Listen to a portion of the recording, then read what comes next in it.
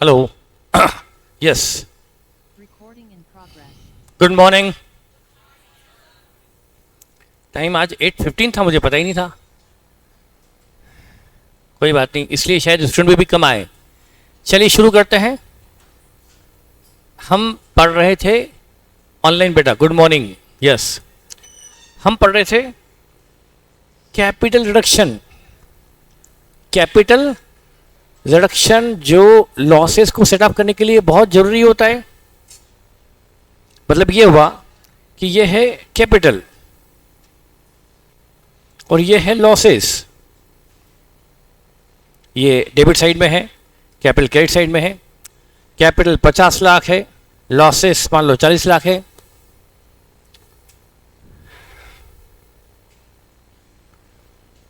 तो बेटा ये लॉसेस बियर करता है ऑनर। Honour means capital. तो हम प्रॉपर्टी और पार्टनरशिप में क्या करते हैं, इस लॉस को कैपिटल से एडजस्ट कर देते हैं, सेटअप कर देते हैं। तो यदि ये सेटअप करेंगे तो कैपिटल कितनी बचेगी, 10 लाख बचेगी। ये हम यूजुअली करते आए हैं। जब भी लॉस हुआ ऑनर कैपिटल में डेबिट कर दिया, पार्टनर कैपिटल में डेबिट कर दिया। लॉसेस ऑनर ही बियर करता है, पार्टनर ही बियर करते हैं, वो भी तो ऑनर होते हैं। तो कंपनी में भी ऑनर कौन है, इक्विटी शेयर होल्डर। तो कंपनी में लॉसेस कौन बियर करेंगे, इक्विटी शेयर होल्डर। तो ये लॉसेस बियर करने वाले हैं। यदि ये शेयर कैपिटल है तो यही ये लॉसेस बियर करेगी। लेकिन यहाँ तरीका थोड़ा सा ना अलग है। लॉसेस को शेयर होल्डर से बियर करने का तरीका थोड़ा अलग है। वो क्या करते हैं, जरा समझो। इस कैपिटल को 50 लाख से घटाकर 10 लाख पे ले आते हैं और 40 लाख का कैपिटल रिडक्शन, ये बचा सिर्फ 10 लाख। और शेयर कैपिटल को डेबिट करके यहां क्रेडिट कर दिया। एक अकाउंट री कंस्ट्रक्शन अकाउंट खोला और शेयर कैपिटल को डेबिट करके री कंस्ट्रक्शन में क्रेडिट कर दिया। तो हमने 40 लाख के कैपिटल रिडक्शन को क्रेडिट कर दिया रिकंस्ट्रक्शन में एज ए प्रॉफिट कि हमें अब ये कैपिटल देने की जरूरत नहीं है, ये हम कैपिटल नहीं पे करेंगे ऑनर को। और इस पीएनएल के लॉस को इससे यहां ट्रांसफर कर दिया टू पीएनएल। तो बताओ क्या हुआ, अल्टीमेटली वही हुआ, लॉसेस सेट ऑफ हो गए आउट ऑफ शेयर कैपिटल। और वही तो चाहते थे हम, वही तो हम यूजुअली करते आए। हमने कंपनी में भी वही किया। तो कंपनी में भी लॉसेस हमने सेट अप कर दिए शेयर कैपिटल से। लेकिन तरीका क्या वापरा, तरीका थोड़ा डायरेक्टली शेयर कैपिटल में लॉस न ले जाते हुए पीएनएल को सीधे शेयर कैपिटल में नहीं ले गए, बल्कि कहाँ लाए, शेयर कैपिटल के रिडक्शन को एक प्रॉफिट मानते हुए ले आए रिकंस्ट्रक्शन में। एंट्री क्या करी, शेयर कैपिटल का बैलेंस चलता है क्रेडिट, तो उसको यदि रिड्यूस करेंगे तो शेयर कैपिटल होगी डेबिट। एंट्री होगी share capital DR to reconstruction. तो यहां आ गया बाय इक्विटी शेयर कैपिटल, यहां क्रेडिट। और ये लॉसेस का बैलेंस चल रहा था डेबिट, इसका लॉस का बैलेंस चल रहा डेबिट। इसको क्या करा, एंट्री करी रिकंस्ट्रक्शन टू पीएनएल। तो यहां टू पीएनएल लिखकर 40 लाख यहां आ गया। अब लॉस एलिमिनेट हो गया और कैपिटल रिड्यूस होकर 10 लाख बची बस। Ultimately reduce capital, reduction of share capital हमारे लॉसेस को बियर करने के लिए होती है। तो अब हम पढ़ रहे हैं कैपिटल रिडक्शन। तो मैंने बता दिया, आपको समझा दिया कैपिटल रिडक्शन क्यों होता है, कैपिटल रिडक्शन क्यों किया जाता है।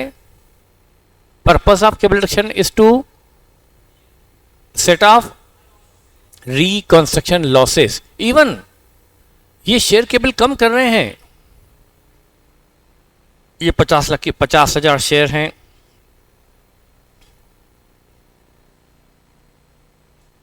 शेयर कैपिटल 50 लाख है। कंपनी ने शेयरों को कहा कि भाई तुम सबकी कैपिटल 80-80 रुपए से कम हो जाएगी, 40 लाख से तुम्हारी कैपिटल कम की जाएगी और तुम्हारी पेड अप कैपिटल 10 लाख रहेगी। अब नंबर ऑफ शेयर 50,000 ही है, फेस वैल्यू 100 ही है, पर paid up value at the rate of ₹20 पर शेयर रह गई।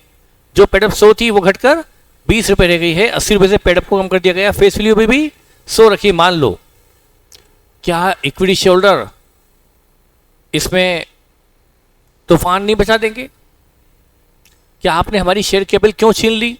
हमारी शेयर केबल कम क्यों कर दी? हम इसके लिए अग्री नहीं होते। हम हमारी केबल कम क्यों करें? हमारी केबल 100 रुपए की है, उसको 100 रुपए रहने दो, 80 रुपए मत, अभी 80 रुपए से कम मत करो। ऐसा शेयर होल्डर ऑब्जेक्शन ले रहे हैं कंपनी से कि ऐसा मत करो।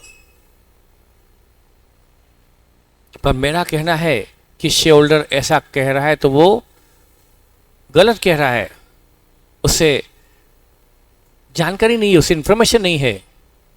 कंपनी जो 80 रुपए से केबल कम कर रही है उससे केबल छीन नहीं रही, बल्कि जो केबल नष्ट हो चुकी है, खत्म हो चुकी है ही नहीं, उसको क्या कर रही है, सिर्फ बुक में रिकॉर्ड कर रही है कि भाई अब तुम्हारी केबल 80 रुपए से घटकर 20 रुपए ही रह गई है।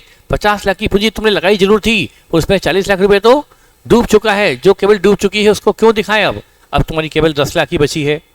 तो उस पॉइंट ऑफ व्यू से शेयर केबल रिडक्शन को शेयर होल्डर ऑब्जेक्ट नहीं करेगा।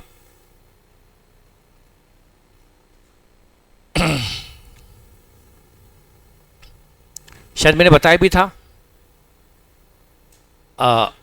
मैंने शायद बताया भी था, ये 50 लाख की केबल है, इधर कंपनी के पास कैश पड़ी है 10 लाख और बाकी का लॉस पड़ा है 40 लाख। कंपनी ने बिजनेस में 50 लाख लगाया था, पर 50 लाख में से 40 लाख डूब चुका है, बिजनेस में खत्म हो चुका है 40 लाख। अब कंपनी क्या करे? जो बैलेंस शीट सामने है इसको चलने दें या कुछ एडजस्टमेंट करें?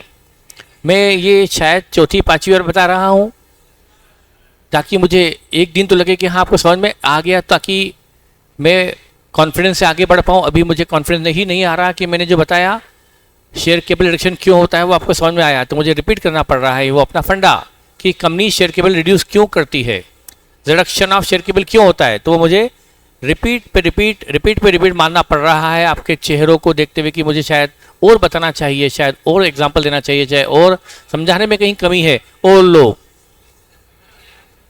कि 50 लाख रुपए आपने लोगों ने लगाए थे, 50 लाख से बिजनेस शुरू हुआ होगा, 10 लाख की कंपनी के पास बचा है, 40 लाख तो डूब चुका। शायद अब समझ में आ जाए, समझ में आता है लेकिन रिटेन नहीं होता अगले दिन तक। दूसरे तीसरे दिन तक ऐसा लगता है कि हमने पहले कभी कुछ पढ़ा ही नहीं, वापस से जीरो से ऐसा लगता है। वो बेटा मुझे समझ में आता है, ऐसा लगता है कि मैंने कुछ समझा ही नहीं है, पॉइंट हमने रिपीट ही नहीं, ये कभी समझा ही नहीं। फिर से देख लो, टाइम एनर्जी टाइम आप ही का है। जल्दी समझोगे तो कोर्स जल्दी होगा, नहीं समझोगे तो रिपीट पे रिपीट में मारूंगा, समझाना तो मेरी ड्यूटी है। तो 50 लाख की पूंजी लगाई, उसमें से 40 लाख की पूंजी तो नष्ट हो चुकी है। अब बैलेंस शीट में गलत, मैं इसको बैलेंस शीट में गलत के एंगल से भी समझा चुका हूँ। आपको अब याद आएगा कि हाँ ये तो बताया जा चुका है, हमें याद नहीं है, ये कहीं बताया जा चुका है, वही चीज़ बताऊंगा मैं। ये 40 लाख का लॉस बैलेंस शीट में दिखाए रहना भी गलत है। लॉस वाली कंपनी में बैलेंस शीट में लॉस दिखता रहेगा तो ढेर सारे नुकसान है।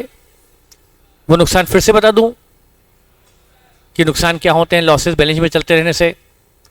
कंपनी को फर्दर लोन नहीं मिलेगा, कंपनी को नया माल उधार देने वाले नहीं मिलेंगे, नए एम्प्लॉयज़ कंपनी में आएंगे नहीं, पुराने एम्प्लॉय कंपनी छोड़कर भागेंगे, शेयर मार्केट में शेयर के रेट ज़मीन पे आ जाएंगे, शेयर होल्डर को भारी घाटा होगा। इस लॉस मेकिंग कंपनी से कोई जुड़ना नहीं चाहेगा, तो न बर्बाद होती हुई कंपनी भी बर्बाद हो जाएगी, फ्यूचर अच्छा होते हुए भी बर्बाद हो जाएगा, कंपनी आगे सर्वाइव भी नहीं कर पाएगी। इसलिए लॉसेस को हटाना जरूरी है, ये समझाया था मेरे ख्याल से। पर समझ में सब आता है, दिक्कत अगले दिन जब बताया जाए तो ऐसा लगता है कि कुछ भी याद ही नहीं है, तो मुझे फिर से बताना पड़ता है। वो वापस बता दो तब बोलते सर याद है। ये ला दूसरा, ये 50 लाख की पूंजी में से 40 लाख की पूंजी बची ही नहीं, उसको दिखाना भी गलत है। अब शेयरहोल्डर चाहे ना चाहे, पूंजी बुक्स में भले 50 लाख है पर वास्तविकता में वो 50 लाख नहीं रही, एक्चुअल में 10 लाख की बची है, तो क्यों ना शेयर केबल को घटाकर भी 10 लाख पे लाया जाए। तो उसके लिए शायद आपको भी समझ नहीं आ रहा कि मैं रिकर्स में क्यों ला रहा हूँ इस प्रॉफिट को, रिडक्शन ऑफ शेयर केबल को रिकर्स में क्यों लाया जाता है। तो मैं अकाउंट बना के समझा दूँ आपको। मैंने बनाया इक्विटी शेयर अकाउंट, ये बनाया इक्विटी शेयर कैपिटल अकाउंट जिसका बैलेंस है क्रेडिट 50 लाख। मैं पहले कोशिश करता हूँ कि शॉर्ट में समझा दूँ, और नहीं समझ में आता तो फिर मुझे डिटेल में आना पड़ता है। और ये हमारा P&L अकाउंट है जिसका डेबिट बैलेंस चल रहा है 40 लाख। अब मैंने अकाउंट खोला री कंस्ट्रक्शन अकाउंट, या कैपिटल रिडक्शन अकाउंट। इस लॉसेस को सेट ऑफ करने के लिए इस शेयर होल्डर को 80 रुपये से रिड्यूस करना होगा, 80 रुपये से रिडक्शन करना होगा। तो यहाँ पर लिखा टू रिकंस्ट्रक्शन 40 लाख, यहाँ से डेबिट 50,000 शेयर पर 80 रुपये का कैपिटल रिडक्शन किया गया, यहाँ डेबिट, और यहाँ bye equity share capital 40 lakh. और ये लॉसेस को यहां से क्रेडिट करेंगे पीएनएल से, यहां से बाय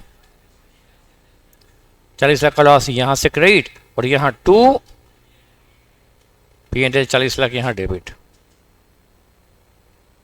ये है कैपिटल रिडक्शन की एंट्री। तो कैपिटल रिडक्शन की एंट्री क्या हुई? Equity share capital debit to reconstruction.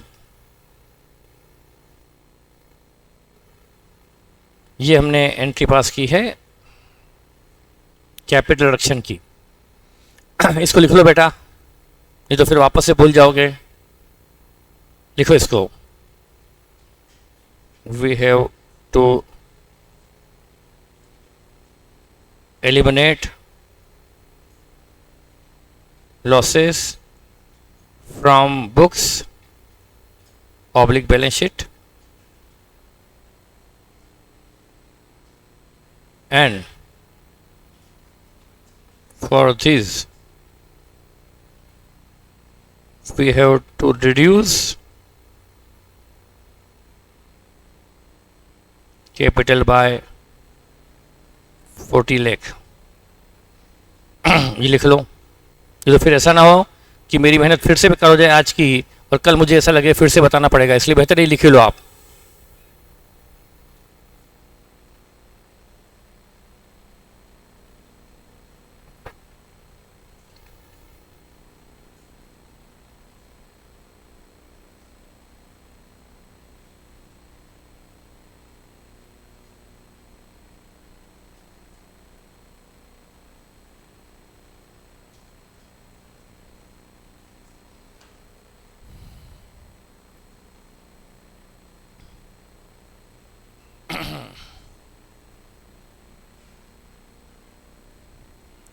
ये बैलेंस शीट है, ये मैंने पहले भी लिखवाया नहीं क्या? ये पहले लिखवाया नहीं था? लिखाया तो था, फिर लिख लो, क्या दिक्कत है? याद तो रहेगा कम से कम, इस बहाने 2 बार लिख लेंगे तो याद हो जाएगा। बैलेंस शीट दी है,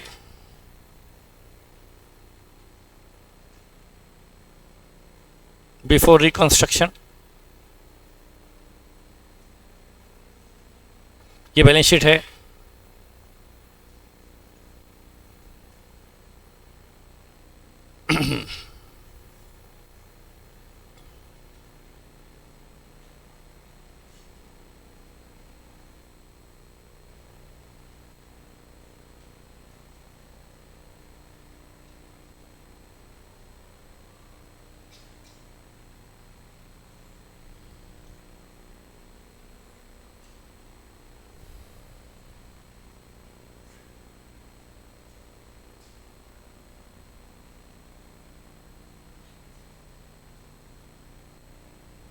तो बैलेंस शीट में केस दी है 10 लाख की, पीएनएल दिया है 40 लाख का, शेयर केवल 50 है, 100 रुपये वाली 50 लाख है, जिसमें से लिखा है of which capital of ₹40 lakh has been lost, जिसमें से 40 लाख की पूंजी नष्ट हो चुकी है, ये दिया हुआ है।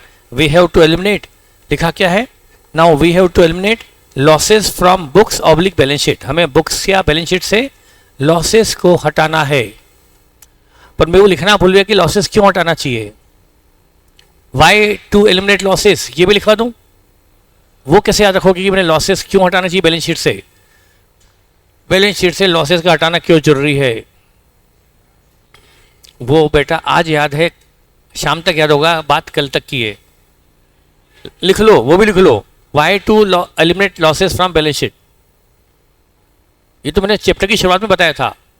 लिखो चलो, अच्छा पहले ये लिख लो, चलो ये लिख लो, इक्विटी शेयर केवल अकाउंट। अब मुझे लगा कि मुझे हर चीज़ लिखवाई देना चाहिए।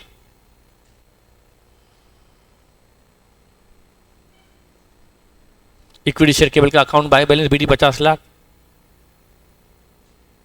टू रिकंस्ट्रक्शन 40 लाख, 50,000 शेयर पर 80 रुपये का रिडक्शन, बचा कैपिटल 10 लाख। ये तो इक्विटी शेयर कैपिटल अकाउंट है। फिर P&L में 40 लाख का बैलेंस था डेबिट, उसको डाल दिया तो बैलेंस जीरो हो गया।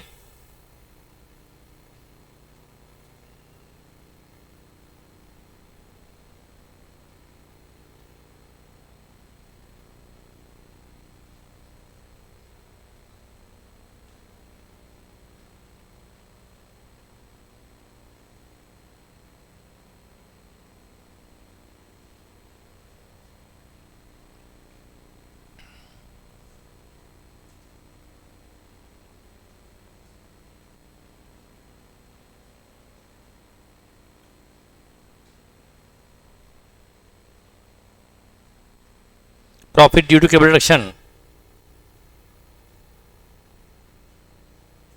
losses set off from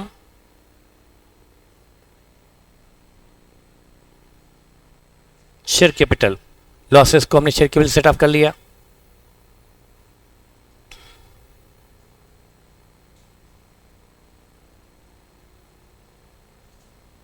उसके लिए हमने एंट्री पास की, equity share capital debit to reconstruction.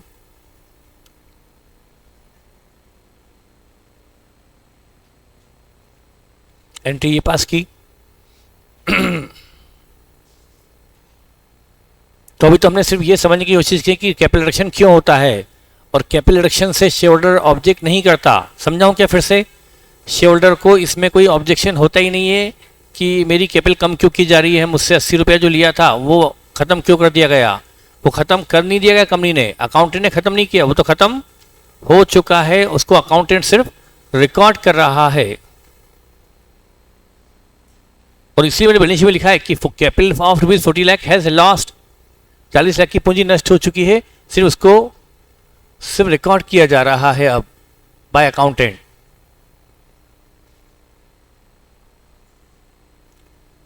अब ये लिखो, why losses that is debit balance of P&L should be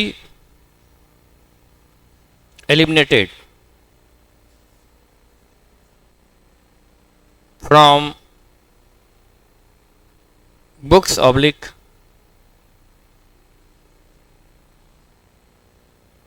balance sheet. क्यों लॉसेस को बुक्स या बैलेंस शीट से हटाया जाए, लिख लें। Number 1,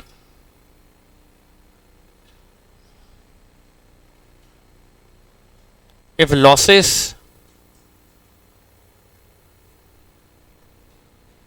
continue to appear in books oblique balance sheet,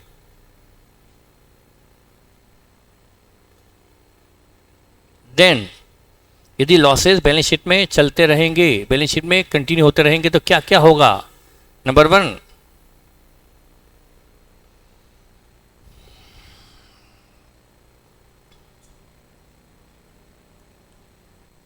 supplier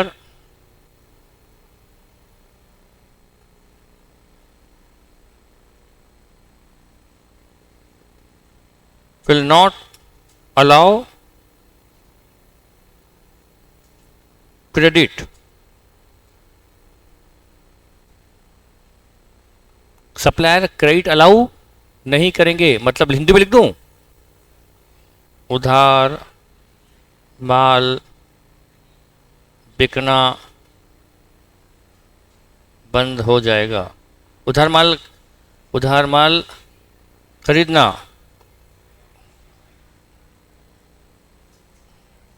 उधार माल खरीदना मिलना बंद हो जाएगा। दूसरा, मैं हिंदी इंग्लिश दोनों में लिख दूं, कुछ तो याद रहे। दूसरा,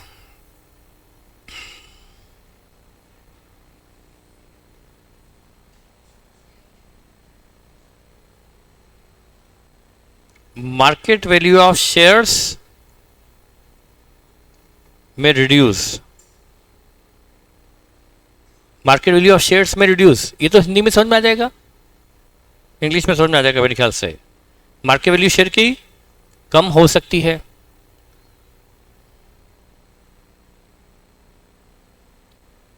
new employees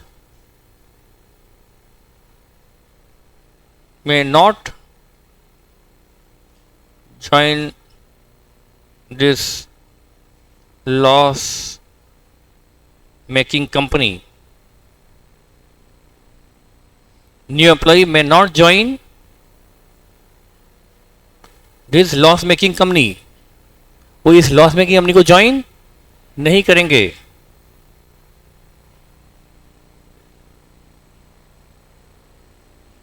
existing employees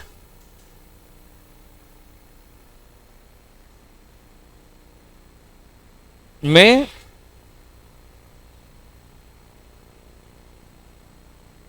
join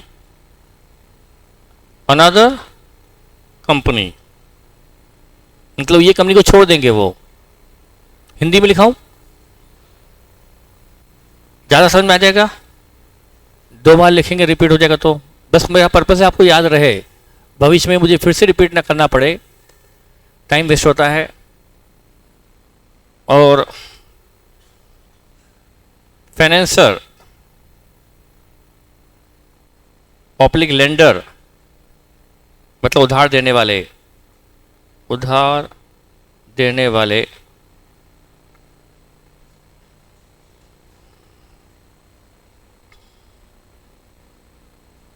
में नॉट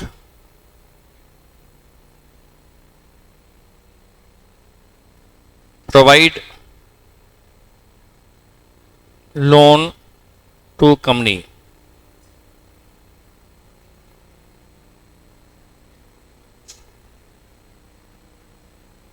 कंपनी को लोन देना बंद कर देंगे। हाँ, increase the employ turnover rate, yes. Financer उधार देना बंद कर देंगे, देंगे तो काफ़ी हाई रेट पे देंगे। अब ये इतना कहाँ लिखा हूँ मैं, वो भी लिखा दूँ। हाँ, अब ये और भी कई चीज़ हो सकती है, पर ये कम से कम है कि लॉसेस को हटाने की क्या रीज़न है, ये बता दिया। चलो और रिपीट कर लें एक बार, आखिरी बार, कि लॉसेस क्यों हटाए। इतना पक्का करके आगे बढ़ने पड़ेगा कि आपको ये स्कोप रहे नहीं कि जब तक आपका गले गले तक ना भर जाए तब तक कोई कॉन्सेप्ट में आगे हमको बढ़ना नहीं चाहिए कि हाँ भाई समझ में आ गया मतलब फिर आगे बढ़ो। तो ये लॉसेस क्यों हटाना चाहिए, समझ में आ गया। और लॉसेस हटाने के लिए क्या करना पड़ता है, समझ में आया। क्या करना पड़ता है, लॉसेस को हटाने के लिए शेयर के ऑनर को बियर करना पड़ता है। ऑनर मतलब इक्विटी शेयर केबल, उसको बियर करने के लिए क्या करना पड़ता है, इक्विटी शेयर केबल को रिडक्शन करना पड़ता है। तो अभी तो हम जो काम सिर्फ 5 मिनट का था उसके लिए हमको लग गया आधा घंटा। आधा घंटा की हमने शेयर केबल क्यों रिड्यूस की जाए, आपके ऊपर ही है। जल्दी समझोगे तो टाइम जल्दी खत्म होगा, नहीं समझोगे तो मुझे तो बताना ही पड़ेगा। अब हम आगे आते हैं, शेयर कैपिटल रिडक्शन कैसे हो। अभी तो हमने समझा क्या कैपिटल रिडक्शन क्यों होता है, अब यहाँ पर कैपिटल रिडक्शन कैसे होता है। हाउ कैपिटल रिडक्शन, यहाँ आप लिखेंगे कैपिटल रिडक्शन के तरीके क्या क्या हैं। अब यहाँ पर लिखेंगे, अब मैं लगता हूँ कि लिखवा पहले दूँ समझा बाद में दूँ तो ठीक रहेगा। समझा हुआ भूल जाते हैं, लिखा हुआ थोड़ा तो याद रहेगा, एक प्रूफ भी रहेगा कि हमने समझा था आपके मन में भी। तो हम लिखेंगे, लिखिए कैपिटल रिडक्शन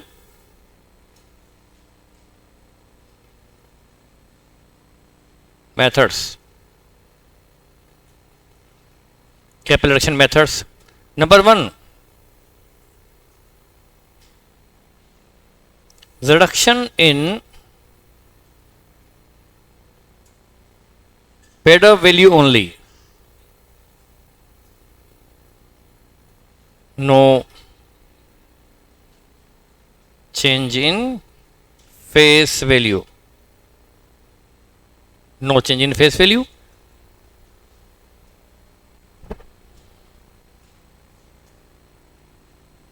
If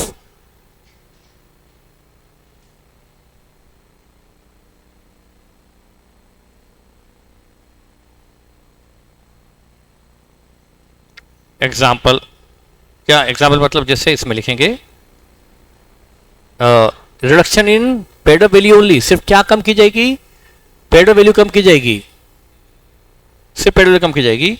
ये है, यहां पर लिखो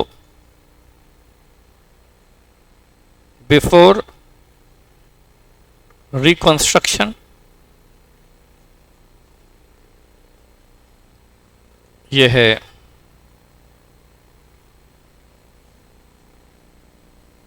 नंबर्स, पहला कॉलम नंबर्स का है,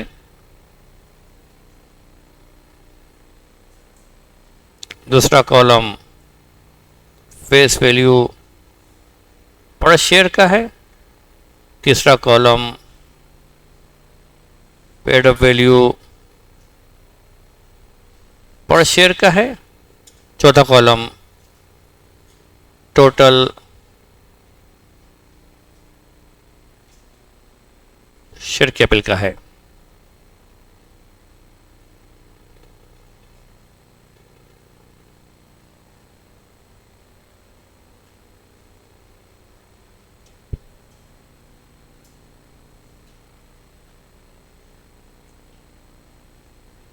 before reduction equity share capital के बारे में, मान लो 10,000 शेयर थे, फेस वैल्यू 100 रुपया, पेड अप वैल्यू 100 रुपया, टोटल अमाउंट 10 लाख। ये पोजीशन है बिफोर रिडक्शन। ये है before reduction 10,000 share, face value 100, paid up value 100, amount rupees 10 lakh. ये है बिफोर रिडक्शन। इसमें से किया जाए कैपिटल रिडक्शन, इसमें किया जाए capital reduction. No change in number of share, no change in face value, only paid up capital 80 रुपये से कम कर दी जाए, या मैं 80 की जगह 90 रुपये से कम करता हूँ। चलो अभी 90 से भी कर सकता हूँ मैं, 90 रुपये से मैंने कम कर दिया और ये 9 लाख से कम कर दिया। अब ये जो बचा,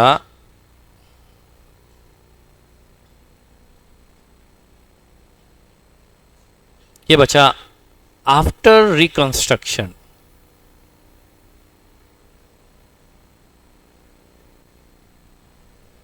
या आफ्टर कैपिटल रिडक्शन, या after capital reduction. Number of share अभी भी 10,000 के 10,000 है, फेस वैल्यू अभी भी 100 की 100 है, पेडअप 10 रुपये है, टोटल पेडअप 1 लाख है। ये एक तरह का कैपिटल रिडक्शन हुआ।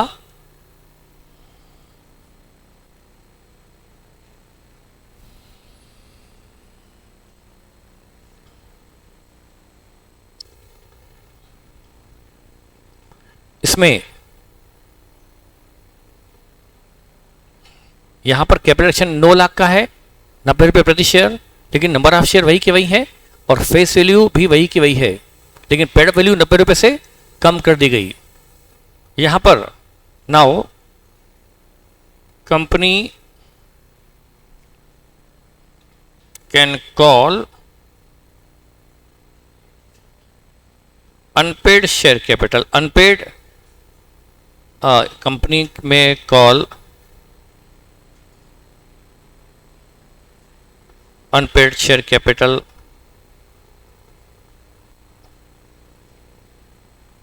Of ₹90 per share.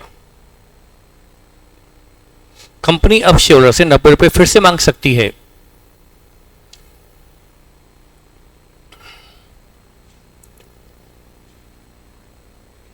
अब आपको मैंने कल समझाया था, पर आपको शायद याद हो कि नहीं कि 90 रुपये शेयर होल्डर फिर से देने को राजी क्यों होगा। कहेगा कि मैं 90 रुपये दे चुका था, तुमने 90 रुपये मेरा खत्म कर दिया, फिर से 90 फिर से मांग रहे हो। ये मैंने कल समझाया तो था, पर शायद याद नहीं हुआ, तो फिर से समझा दूं कि 90 रुपये ऑनर फिर से देने को रेडी हो सकता है यदि उसे कंपनी आगे अच्छे से चलाना है तो। याद है? तो 90 रुपये से यदि कंपनी को आगे बिजनेस चलाने के लिए और फंड की आवश्यकता है, शेयर कैपिटल की जरूरत है, तो कंपनी इस तरह का रिडक्शन करेगी। तो इसमें कंपनी शेयर होल्डर से 90 रुपये फिर से कॉल करने का अधिकार रखती है। ठीक है, ये हुआ reduction in paid up cable only, reduction in paid up cable only. अब इसकी एंट्री जो सबसे इंपॉर्टेंट है, क्योंकि पूरे रिकमेंडेशन में ये 2-3 एंट्री ही सबसे इंपॉर्टेंट है जिसको मैं बताने जा रहा हूं। पहली एंट्री ये है reduction of share capital without change in face value.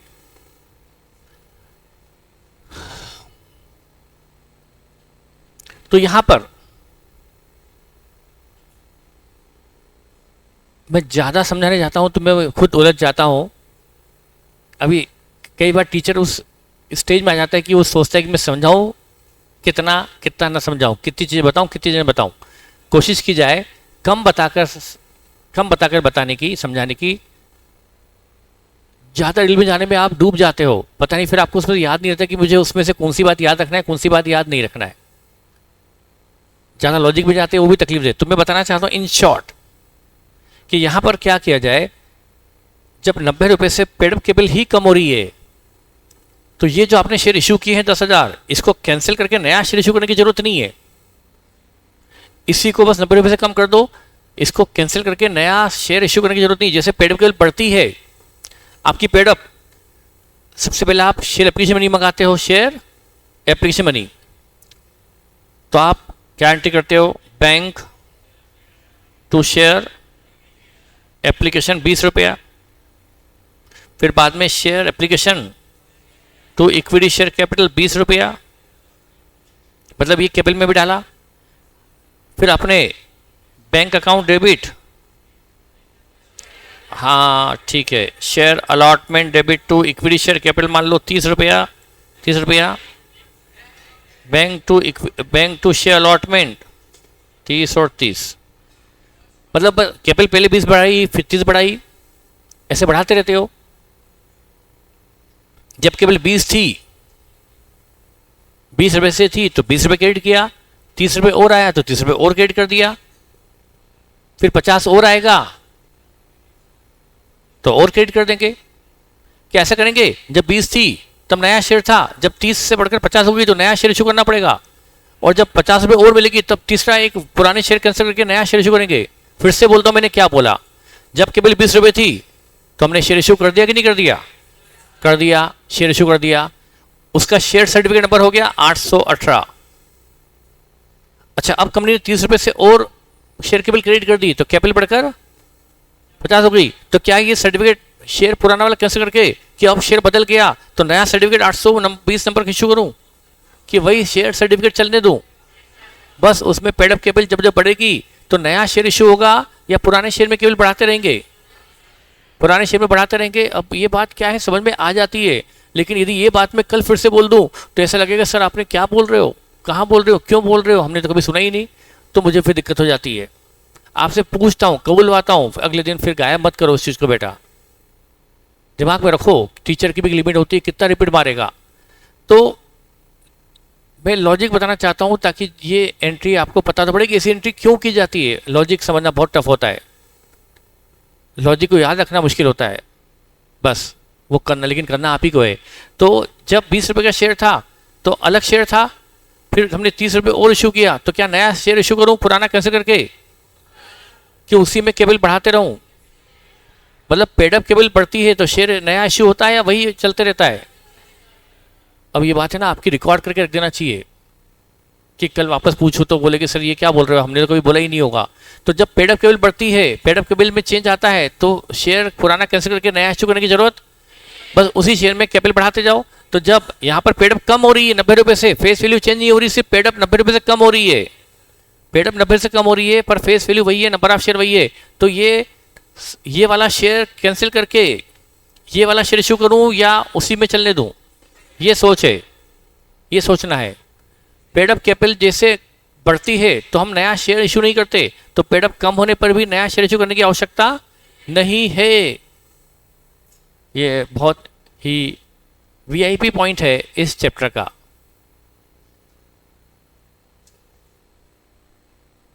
तो इसलिए अब क्या करेंगे, मैंने एक इतने से पॉइंट को समझाने के लिए 3-4 एंट्री दे मारी। तो यहां पर पेड अप कैपिटल में चेंज होने पर, सिर्फ पेड अप में चेंज होता है तो नया शेयर सर्टिफिकेट इशू करने की आवश्यकता उसी शेयर में चेंजेस हो जाते हैं। तो जब पेड अप केबल बढ़ती है तो शेयर केबल को क्रेडिट करते हैं, और जब पेड अप केबल कम होती है तो शेयर केबल को डेबिट करते हैं। तो एंट्री होगी, यहां एंट्री होगी equity share capital debit 9 lakh to reconstruction 9 lakh.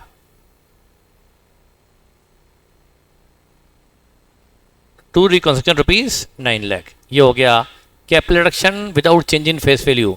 मैंने विथ रीजन समझा दिया कि नहीं समझा दिया? या लिख दो समझा दिया? अब आप ये लिख लो, समझ में आ गया। जब पेड अप कैपिटल में सी चेंज होता है, सिर्फ पेड अप में चेंज होता है, तो नया सर्टिफिकेट इशू करने की जरूरत उसी शेयर्स में चेंज हो जाएगा। तो एंट्री होगी equity share capital debit to reconstruction. हाँ, पुराने भी बदलते जाएंगे। यस, जो पुराना है उसी बदलते जाएंगे, नए में चेंज नहीं करेंगे। जैसे 20 से बढ़ा 30, 30 से बढ़ा के 50 हुआ, फिर फर्स्ट कॉल की तो 50, तो फिर तो पुराने में ही चेंज करते आते हैं। ऐसे पुराने में ही चेंज करने के लिए शेयर केबल डेबिट, जब शेयर केबल बढ़ती है तो शेयर केबल को क्रेडिट करते हैं, या शेयर केबल घटेगी तो शेयर केबल को डेबिट कर दिया। तो यहां पर ये चेंज था।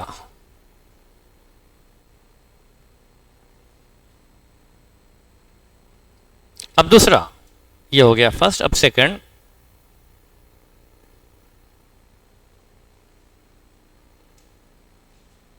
Reduction in face value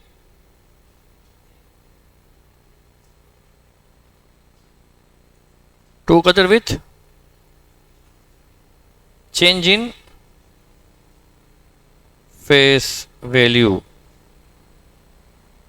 together with change in face value।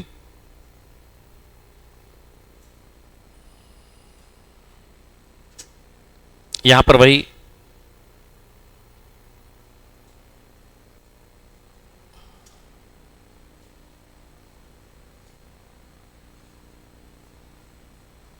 number of shares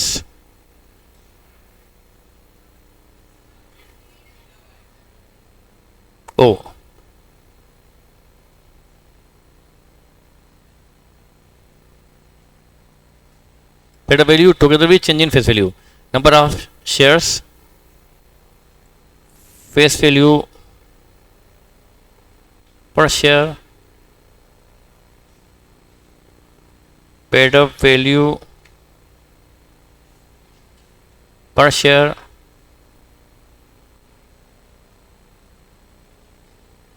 total paid up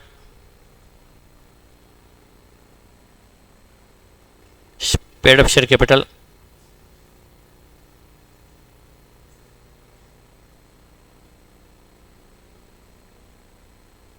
before reduction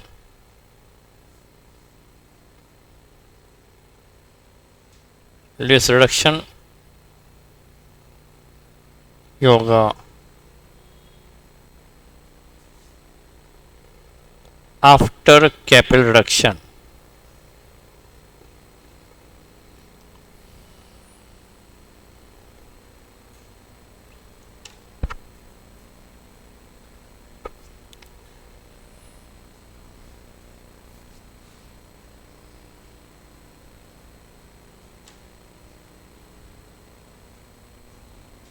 यहां तक लिख ले तो फिर मैं आगे बढ़ूंगा। Before reduction number of share 10,000 थे, फेस वैल्यू 100 रुपीज थी, पेड अप वैल्यू भी 100 रुपीज फुली पेड अप था, और अमाउंट 10 लाख था। हमें कैपिटल रिडक्शन फिर से 9 लाख करना है। पेड अप वैल्यू को 90 रुपए से कम किया गया, 9 लाख से पेड वैल्यू कम की गई, और बचेगा यहां पर 1 लाख, और यहां पेड अप बचेगा ₹10 आफ्टर रिडक्शन। कैपिटल 10 रुपए पेड अप बची। अब शेयर होल्डर या कंपनी, जो भी मानो, शेयर होल्डर कंपनी एक ही बात है, कंपनी को आगे कंपनी चलाने के लिए फर्दर कैश की आवश्यकता नहीं है। जो है उसमें काम चला लेंगे, जो है उसमें बिजनेस चल जाएगा शेयर होल्डर से, और मनी कॉल करने की जरूरत नहीं है। इसी को फुली पेड अप मान लिया जाए।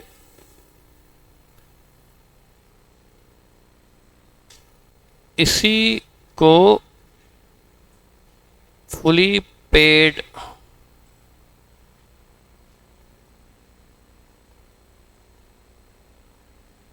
मान लिया जाए। मतलब अब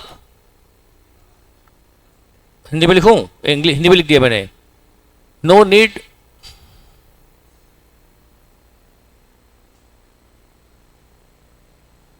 of further share capital, no need of further share capital. अब शेयर कैपिटल की जरूरत नहीं है।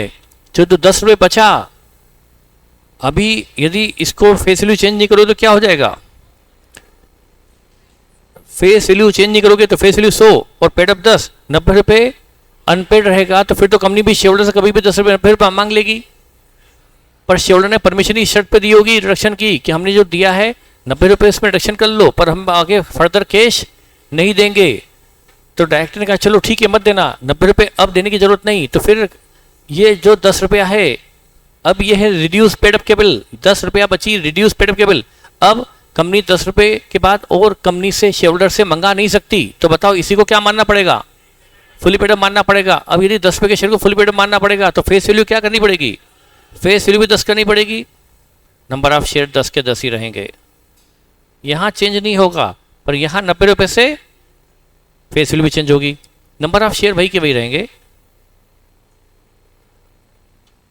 अब फेस वैल्यू चेंज हो रही है तो कंपनी को अपने पुराने सारे शेयर सर्टिफिकेट, पहले आपको पता है शेयर सर्टिफिकेट प्रिंटेड इश्यू होते थे, शेयर सर्टिफिकेट प्रिंटेड इश्यू होते थे, उसमें सर्टिफिकेट नंबर होता था, नंबर ऑफ शेयर होते थे, फेस वैल्यू लिखी होती थी, पेड अप लिखी होती थी। अब क्या होगा? फेस वैल्यू क्या लिखी थी उस पर? 100 लिखी थी पहले सर्टिफिकेट पर, अब वो सर्टिफिकेट में फेस वैल्यू क्या करनी पड़ेगी? तो पुराना सर्टिफिकेट काम आएगा या बदलना पड़ेगा? पुराना सर्टिफिकेट अब किसी काम का नहीं रहा, क्योंकि उस पर फेस वैल्यू 100 रुपये प्रिंटेड है।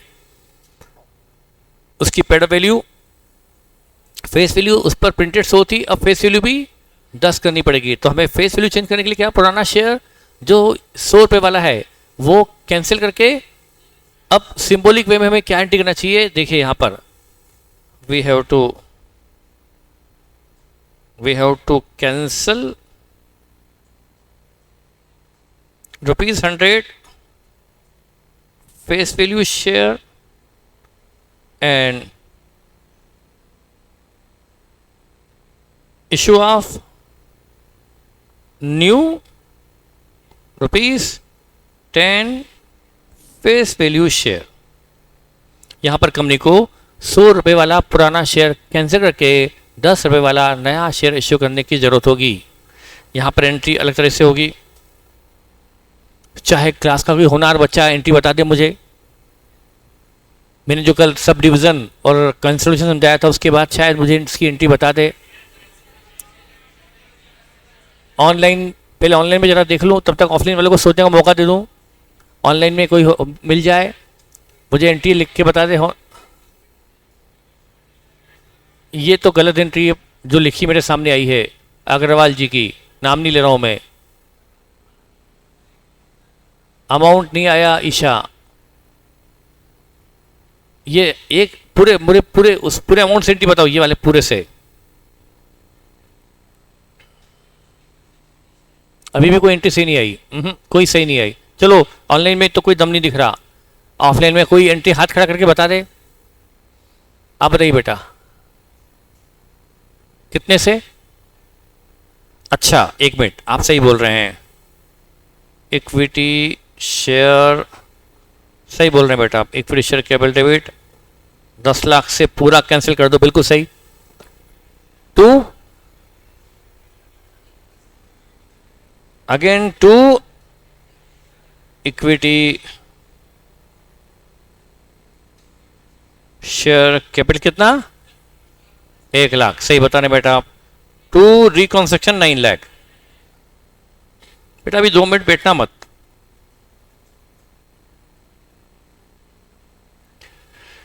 आपकी एंट्री सही है, लेकिन इसमें छोटा सा करेक्शन, छोटा करेक्शन नहीं, एक अभी आप मत बोलो, अभी नहीं जवाब उसने दिया, हिम्मत उसने की, तो बीच में उसको मत बंदर जैसे, उसको जवाब देने दो, हिम्मत उसने की है, मत उसको बीच में।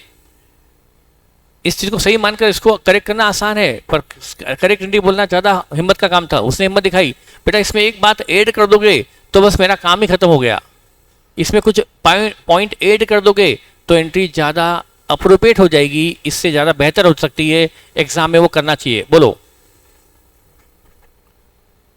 उसको क्या करूं? हाँ वो भी सही बोल रहे हो आप। क्या करूं फेस वैल्यू को? यहां लिख दूं ऐसे, और यहां कितना कर दूं? 10, बस ये सही हो गई, करेक्ट। ताली बजाओ इसके लिए। बैठिए, हिम्मत दिखाई बच्चे ने। तो बेटा हमने पुराना 10,000 शेयर क्या किए? पुराने 10,000 शेयर पूरे के पूरे कैंसिल कर दिए, शेयर केबल को खत्म कर दिया। बुक्स में आज दिखाई तो शेयर केबल 0 गई, और फिर वही 10,000 शेयर 10 रुपए वाले नए इशू कर दिए और 9 लाख डाल दिया रिकंस्ट्रक्शन में। ये एंट्री है फेस वैल्यू चेंज होने पर। अब पता नहीं कब तक याद है कि मैं जब क्वेश्चन में एंट्री यूज करूंगा तो वापस 0 बटे सन्नाटा ना आ जाए कि फेस वैल्यू चेंज न होने पर पेड वैल्यू, सिर्फ पेड वैल्यू कम होती है तो हम पुराना शेयर कैंसिल करके नया इशू नहीं करते, लेकिन जब फेस वैल्यू चेंज होती है तो पुरानी फेस वैल्यू वाले शेयर कैंसिल करके नए फेस वैल्यू वाले इशू करने पड़ते हैं। 100 की फेस वैल्यू वाले कैंसिल करो और 10 की फेस वैल्यू वाले इशू करो। क्या ये समझाने की मेरी तरफ से कोई कमी है? कमी नहीं होगी, लेकिन जब मैं क्वेश्चन में यूज करूंगा तो आपको वापस 0 बटे सन्नाटा लगने वाला है कि सर ये क्या बता रहे हो।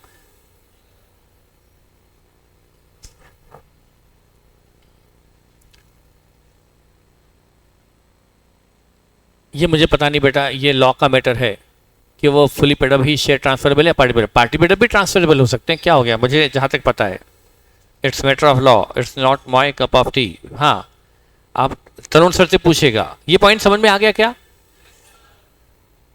और तीसरा है इसमें ओके एग्जाम्पल,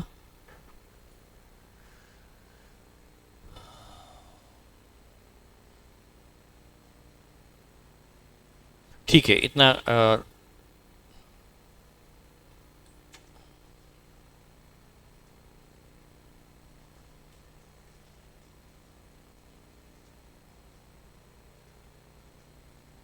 शेयर सरेंडर, ये बहुत टेक्निकल टिपिकल पॉइंट है जो हम देखेंगे बाद में। शेयर सरेंडर अलग तरह का चीज़ है। यहाँ पर वही number of shares,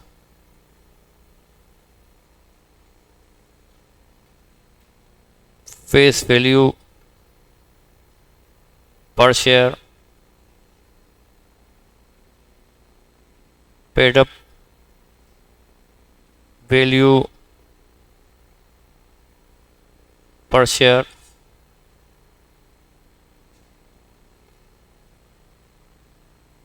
total paid up capital. ये थी बिफोर रिडक्शन लेस रिडक्शन, और यहां बचेगा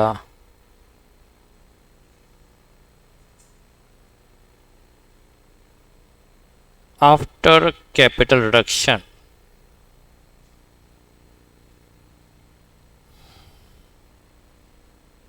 ये 10,000 शेयर थे, फेस वैल्यू 100 थी, पेड अप वैल्यू 100 थी, अमाउंट 10 लाख था।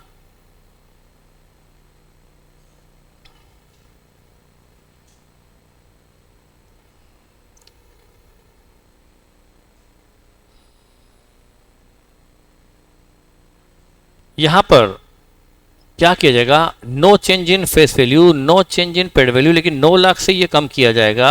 शेयर होल्डर से 9,000 शेयर ले लिए जाएंगे, नंबर ऑफ शेयर बचेंगे 1,000, फेस वैल्यू वही 100 की 100, पेड वैल्यू भी 100 की 100, अमाउंट बचेगा 1 लाख।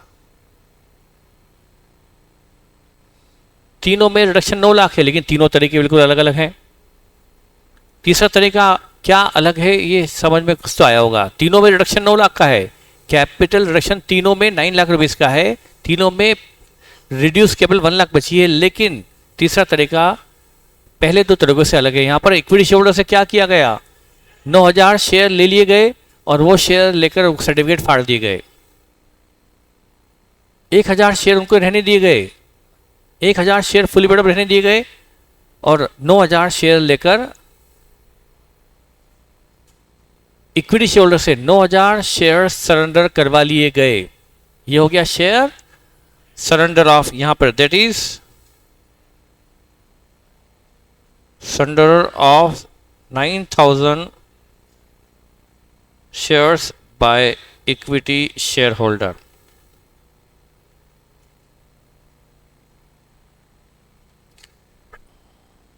हिंदी लिखूं इसका, शेयर होल्डर ने 9,000 शेयर कंपनी को दे दिए कैंसिलेशन के लिए, ऐसा लिख दूं। सरेंडर का मतलब लिख दूं, इक्विटी शेयर होल्डर ने अपने 9,000 शेयर्स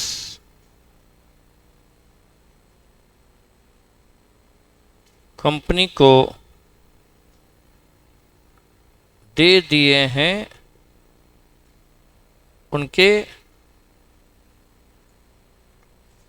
कैंसिलेशन के लिए।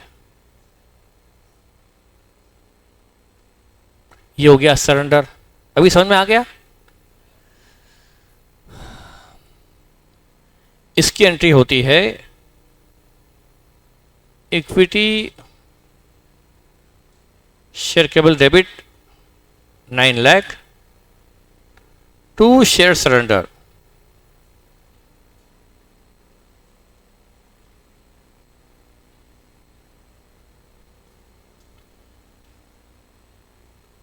Equity share debit to share surrender,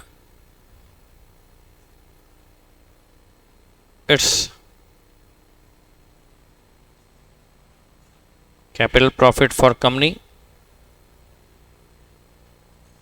ये कंपनी के लिए कैपिटल प्रॉफिट है।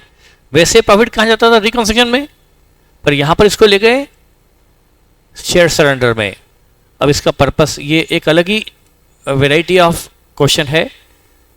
इस पर एक क्वेश्चन बनता है, मॉड्यूल में एक क्वेश्चन दिया हुआ है, वो एक स्पेशल क्वेश्चन की वैरायटी में आता है शेयर सरेंडर। यूजुअली तो ये फर्स्ट और सेकंड पॉइंट कवर होते हैं, पर कभी कभी रेयरली सरेंडर वाला पॉइंट कवर हो सकता है। जो मतलब थोड़ा इसको लाइटली प्रिपेयर करना चाहते हैं इस चैप्टर, इस एडवांस को, वो ऐसे कॉन्सेप्ट पे ध्यान ना दे, और जो कर सकते हैं वो ध्यान देंगे। पर ये हम बाद में समझेंगे, अभी नहीं समझ सकते। शेयर सरेंडर क्या होता है अलग से समझना पड़ेगा, ये क्यों करते हैं अभी समझेंगे तो हम इतना उसमें डीप में चले आएंगे कि हमारा बाकी पॉइंट कवर नहीं होगा। इसको हम बाद में समझेंगे, शेयर सरेंडर क्यों होता है, इसका पर्पस क्या है वगैरह। तो हमने अभी शुरू की 2 चीज़ देखनी है। ठीक है, ये भी हो गया। चलो, ये हमारा बेसिक खत्म। लास्ट एंट्री हम एक और पढ़ लेते हैं। Last entry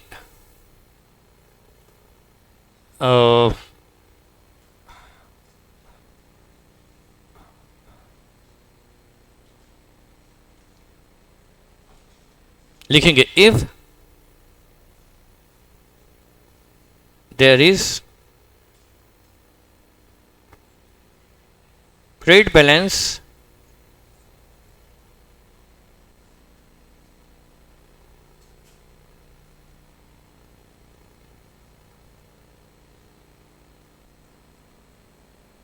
remaining in reconstruction account after set off of losses and expenses, then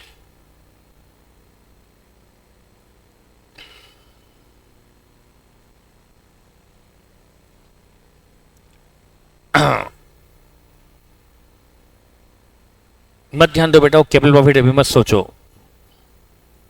मैंने कहा ना, उतना मत ध्यान दो। अब मैं ज़्यादा बता के ज़्यादा फंसना क्यों चाहूँ, बस अभी मैं समझाऊंगा बाद में. If there is credit balance remaining in reconstruction account after set off losses and expenses, then तब क्या करना है. मेरे ख्याल से समझ में आया नहीं होगा मैंने क्या लिखा है. सिचुएशन क्या है, सिचुएशन क्या है मतलब आपका जो अकाउंट है मेन रिकंस्ट्रक्शन, जहां पर सारे प्रॉफिट क्रेडिट हो रहे हैं और सारे लॉसेस डेबिट हो रहे हैं, वहां सब कुछ सेटअप, सारे लॉसेस सेटअप कर दिए, फिर भी बैलेंस बच गया, रिकंस्ट्रक्शन की क्रेडिट में बैलेंस बच गया. तो ये प्रॉफिट है कि लॉस बचा है, क्योंकि बैलेंस बचा है क्रेडिट, तो ये प्रॉफिट. अब इसका क्या करें, सारे लॉसेस सेटअप कर लिए, सारे एक्सपेंसेस सेटअप कर लिए, अब ये प्रॉफिट का क्या करें. ये प्रॉफिट किसने, इस प्रॉफिट मेरे ख्याल से मैं समझा दूं क्या मैं बताना चाहता हूं. जैसे कि फॉर एग्जांपल, मेरे को नहीं लगता समझ में आया है, आप कभी डर के मारे भी बोल सकते हो क्या गया. रिकंस्ट्रक्शन अकाउंट है ये, बाय इक्विटी शेयर कैपिटल जैसे 9 lakh, by land and building 2 lakh, increase in value हुई होगी तो 2 लाख का प्रॉफिट हुआ होगा. To plant and machinery 5 lakh, to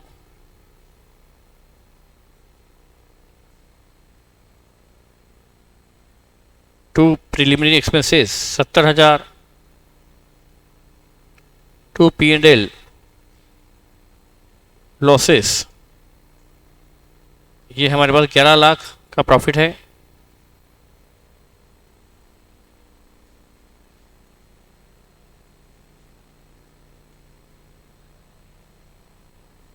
छः बच गया,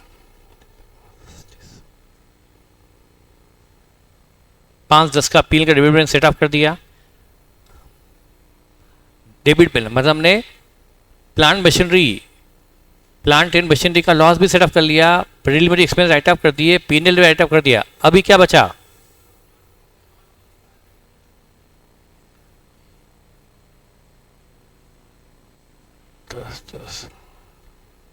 अरे भाई लोग, क्रेडिट साइड में कितना 11 लाख, डेबिट में कितना 10-80, कितना बचा 20,000 यहाँ बच गया. यही तो बता रहा हूँ मैं, वही समझ में आ गया था कि आपको समझ में नहीं आया होगा मैंने पहले क्या लिखा.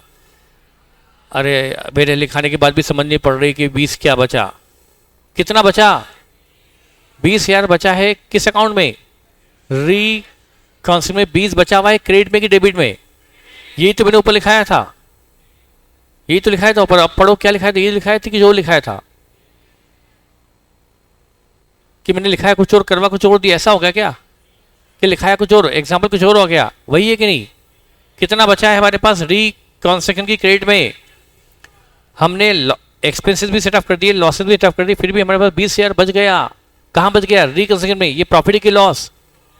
अब इस 20,000 का क्या किया जाए, है तो ये बैलेंसिंग फिगर, ये बच गया, तो इस प्रॉफिट का को डाल दिया जाए कैपिटल रिजर्व में, to capital reserve. Transfer this balance to capital reserve account.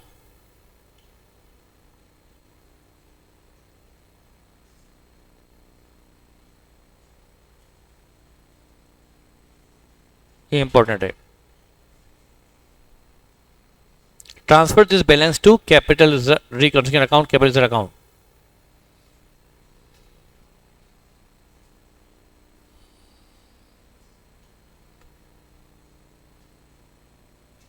कोई डाउट,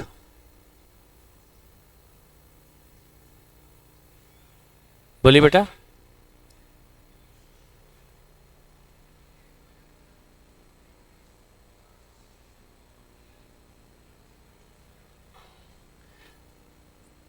देखो ये बाईबैक तो है ही नहीं,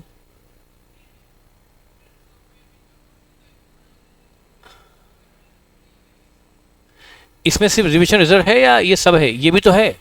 आपको कैसे पता है कि ये 20,000 इस 2 लाख में से ही है. ये तो कंबाइन सबका इकट्ठा है।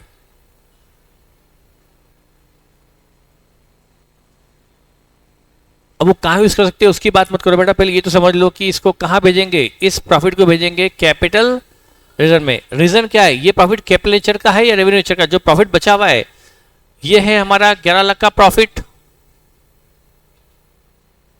ये 11 लाख का प्रॉफिट कैपिटल नेचर का है या रेवेन्यू नेचर का? कैपिटल नेचर का। उसमें से लॉसेस सेट ऑफ हुए ये भी कैपिटल नेचर के हैं, तो 20 का जो प्रॉफिट बचा है वो भी कैपिटल नेचर का है। और कैपिटल नेचर का प्रॉफिट कहाँ जाता है? कैपिटल रिजर्व में जाता है, इसलिए हमने 20 के प्रॉफिट को भेज दिया कैपिटल रिजर्व में। ये पॉइंट समझ में आया कि नहीं आया? कि और समझाऊं क्या? रिपीट ही मारना पड़ेगा इसमें समझाने का। मैक्सिमम मेरे पास जो था मटेरियल बता दिया।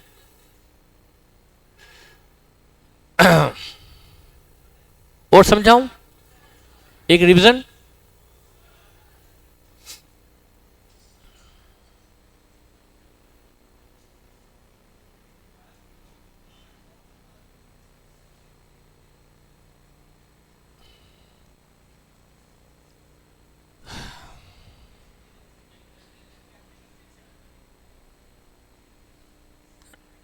अब ये तुम्हारा क्वेश्चन का जवाब मैं दे तो दूं, पर डर वो लगता है कि कहीं ज़्यादा डीप में न चले जाए हम। बट अब मुझे डर सब ये लगता है कि मैं डीप में न चले जाऊं, ज़्यादा डीप में न चले जाऊं। आपको बताते बताते मुझे पता है, मेरा 32 साल में इतना तो सीखा है कि प्रॉफिट का बताया तो एक स्टूडेंट लॉस का पूछ सकता है कि जब प्रॉफिट है, जैसे प्रॉफिट ज़्यादा पड़ गया, ऐसे कहीं लॉस ज़्यादा पड़ जाए तो क्या होगा? ये क्वेश्चन आपका जेन्युइन है, पर डर लगता है बताने में, क्योंकि वो एग्जाम में काम नहीं आएगा, इसलिए बताना। जो काम की चीज़ें वो मैं छोड़ूंगा नहीं, ये काम की चीज़ें मैंने बता दी, पर वो जो चीज़ पूछ रहे हैं वो काम की नहीं है। इनका पूछना है कि सर जैसे प्रॉफिट बच रहा है, 20 का प्रॉफिट एक्स्ट्रा बच रहा है, कल को ऐसा हो जाए कि लॉसेस ज़्यादा हो जाए और प्रॉफिट कम हो जाए, क्या होता है मैं बताऊं आपको। अब मैं उसको समझाने के लिए कुछ और बेसिक का सहारा लूं। गवर्नमेंट की बजटिंग, गवर्नमेंट का जब बजट आता है, साल में एक बार बजट आता है, जानते हो बजट? मेरे ख्याल से कभी आपने इकोनॉमिक्स में पढ़ा होगा बजट। तो गवर्नमेंट जो रेवेन्यू प्लान करती है, टैक्सेस प्लान करती है, वो इनकम पहले प्लान करती है और बाद में अकॉर्डिंगली एक्सपेंस प्लान करती है, या पहले एक्सपेंसेस प्लान करके उसके अकॉर्डिंगली इनकम लेती है? पहले एक्सपेंसेस प्लान करती है। अब बोले सर ये क्या बता रहे हो, हमको तो इकोनॉमिक्स मत पढ़ाओ। पहले खर्चे प्लान करती कि सरकार के 2000 करोड़ के खर्चे होंगे, मेडिकल पर, एजुकेशन पर, मिलिट्री पर, इस पर, इंफ्रा पर मिलाकर। मान लो फॉर एग्जांपल 2000 करोड़ के खर्चे होने वाले हैं, तो खर्चे पहले प्लान करती है कि हमें ये खर्चे करना है, इतना खर्च मिलिट्री पे करना ही है, इतना खर्च हमें एजुकेशन पे करना ही है, इतना खर्च एजुकेशन पे करना ही है, इतना खर्च इस पर करना ही है, इंफ्रा पे खर्च करना है। फिर उसके लिए अब फिर सोचती है कि अब टैक्स, ये रेवेन्यू लाया कहाँ से जाए, ये टैक्स बढ़ा दो, ये टैक्स बढ़ा दो। पहले एक्सपेंस प्लान, आउटफ्लो प्लान होता है, फिर इनफ्लो प्लान होता है। समझ में आया क्या बोल रहा हूँ मैं? ऐसा ही यहाँ पर क्या होता है, पहले लॉसेस देखे जाते हैं कि प्लांट मशीनरी पर इतना लॉस है, और प्रिलिमिनरी एक्सपेंसेस जो पड़े हैं राइट ऑफ करने हैं वो इतने करने हैं, और P&L का डेबिट बैलेंस वो इतना राइट ऑफ करना है, और लैंड एंड बिल्डिंग पर प्रॉफिट सिर्फ 2 लाख का है। तो अब क्या किया जाए? कितने लॉसेस हैं? 10 लाख 80 के क्या है लॉसेस, और इनकम सिर्फ 2 लाख की है। कितना कम पड़ रहा है? 880। ये कहां से लिया जाए? इक्विटी शेयर केबल से रिडक्शन करवा लिया जाए। ये कहां से करवा लिया जाए? इक्विटी। अच्छा ये मान लो 5 लाख 40 होता, मान लो ये 540 होता, 540 कितने लॉसेस हो रहे हैं? 10, 11 लाख, कितना? 11 लाख, ओ सॉरी 10 लाख, अरे भगवान में 11 लिखा था तो आपने 10 बोला। 11 लाख ये लॉसेस है, और लैंड बिल्डिंग से प्रॉफिट सिर्फ 2 लाख का है। तो वो इक्विटी से रिडक्शन कितना करवाएंगे? इक्विटी से रिडक्शन तो उतना ही करेंगे जितने लॉसेस सेटअप करने की जरूरी है, तो रिडक्शन 9 लाख 10,000 करवा लेंगे वो लोग। जब पूंजी कितने से खत्म हो चुकी है, कितनी पूंजी की आवश्यकता है रिडक्शन की? 9, 10, तो ये होगा उनका बैलेंस फिगर, वो कैपिटल रिडक्शन करेंगे अकॉर्डिंगली। तो वो इसको प्लान कर कर फिर इसको प्लान करते हैं। तो ऐसा कभी नहीं होगा कि लॉसेस ज़्यादा हो जाए और प्रॉफिट्स कम हो जाए। यदि प्रॉफिट कम पड़ेंगे तो वो शेयर कैपिटल रिडक्शन थोड़ा सा ज़्यादा करवा लेंगे, करना भी चाहिए उनको। जब सारे लॉसेस हटाना है तो कैपिटल रिडक्शन थोड़ा सा ज़्यादा होगा। तो ऐसा कभी नहीं होगा, मतलब पहले लॉसेस प्लान करेंगे, उसके अकॉर्डिंगली फिर इनकम प्लान करेंगे। मेरी बात समझ में आ गई होगी।